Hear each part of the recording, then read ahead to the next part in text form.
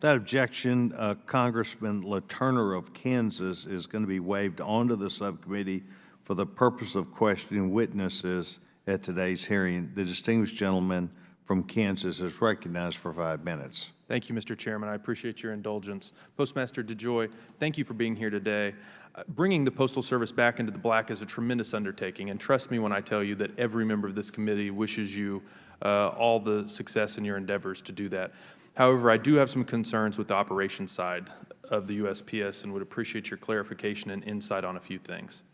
When we passed the Postal Service Reform Act just over a year ago, we included a requirement for the Postal Regulatory Commission, in consultation with the Inspector General, to conduct a study of the causes of inefficiencies in the processing of flats. The PRC report was recently issued, and now the ball shifts to you to develop and implement a plan to remedy the inefficiencies. What are you currently considering to address these problems? So my engineering staff is studying the recommendations. We most likely will not agree with what it is that their study identified. There seem to be some blatant misses in terms of what their assumptions are, but we'll go through that. We're going to get a response. And overall, we're trying to... Can you specifically say what you agree with or disagree with? I can't, but some basic math relationships were not accurate, just like their pricing over the last 15 years. Do you believe a moderation mechanism should be in place to ensure rate increases don't result in volume reductions, at least while you work on the flats processing issue? I think that's not practical at all. You don't think that's practical? Yeah, no, I don't think it will fix anything. So no, the answer is no. I think we need to continue to rate. If the pricing methodology that's in place today, okay, was in place for the last 15 years, we'd be $50 to $70 billion ahead. So far, I've raised prices $5 billion, $6 billion, of which 80% of that money has been the inflationary environment that we have today. So the discussion about price, which is what got us into the situation that we are today, is just like a non-starter with me.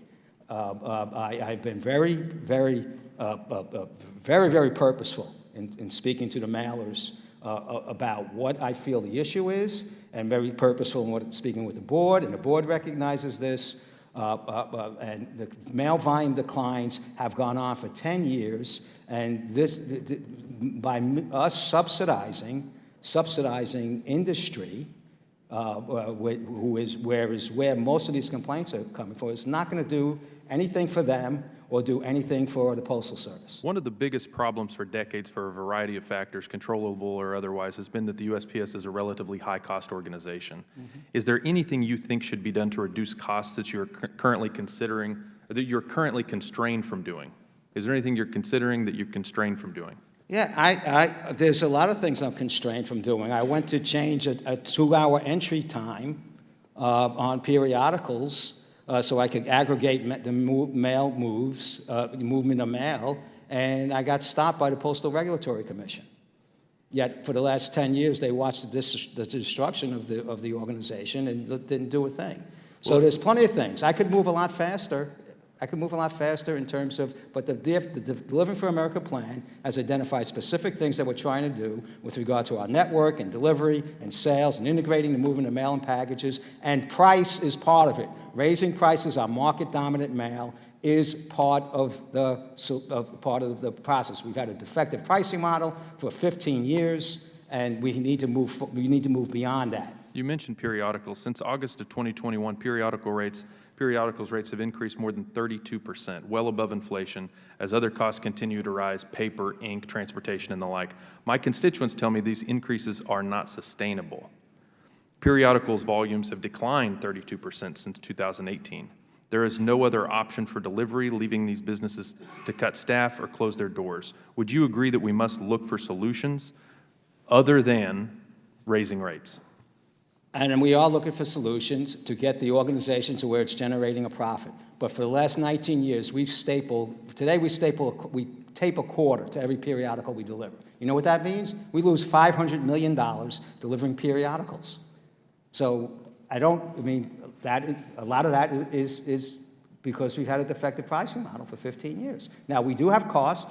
I tell everybody, I know we have inefficiencies, and that's what we're trying to drive out.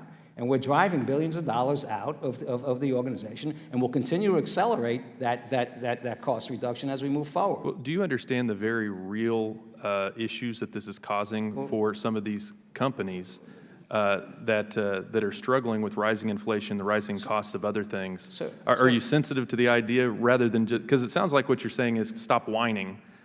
We had a bad pricing model for 15 years. There's a little more to it than that. I'm not saying I'm facing the realities, sir. I'm facing the realities of what existed here, what was allowed to exist for 15 years, and the consequence that was dealt to the organization that we're trying to fix right now.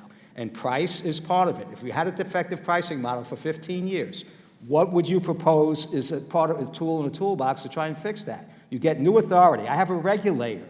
They allow the prices that we charge based on whatever it is that they look up in that room, okay? And we're using that authority. And most of that comes from inflation, right? And you understand the inflationary impacts that we've had over the last couple of years. So what are we supposed to do as an organization that's losing money, trying to dig out of a hole? Suck it up and continue to subsidize the industry? That's not what I was brought here to do. I wish you'd be more mindful of the businesses I am very mindful. that this is impacting. I'm over time. Thank you, Mr. Chairman.